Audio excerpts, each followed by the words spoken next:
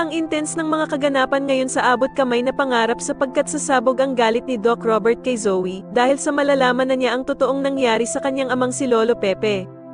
Dito nga ay wala nang takas si Zoe dahil sa magpa-positive ang resulta ng kanyang fingerprint sa naiwang gamit kung saan naaksidente si Don Pepe. Samantala ay maggagalaiti naman itong si Moira sa anak niyang si Zoe dahil nga sa gusto na nitong umamin sa ginawa niya kay Don Pepe dahil sa palaging pagpaparamdam daw nito sa kanya. Sasabihin nga ni Zoe na hindi na daw kinakaya ng konsensya niya na patuloy pang ilihim ang kanyang krimen na nagawa sa Lolo Pepe niya at gusto na nga daw niya itong aminin.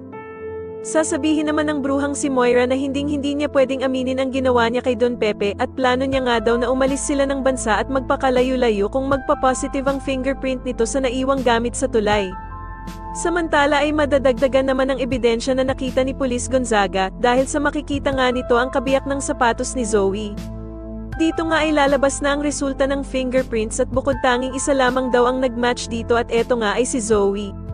Sa kabilang banda naman dahil sa naging resulta ng fingerprints ay maiisipan ni Moira na lumabas ng bansa at magpakalayo-layo kung saan sila hindi makikita ng mga pulis.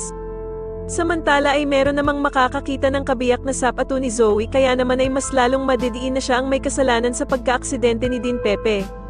Sa tingin niyo magawan pa din kaya ng paraan ni Moira na makaligtas ang anak niyang si Zoe, matapos mag-positive ang fingerprint nito, mas lalo na nga talagang nagiging exciting ang mga susunod na kaganapan kaya naman ay mas lalo pa nating abangan ang mas lalong gumigandang abot kamay na pangarap. Maraming salamat po sa inyong panonood at sana po ay mas subscribe niyo ako. Maraming salamat po.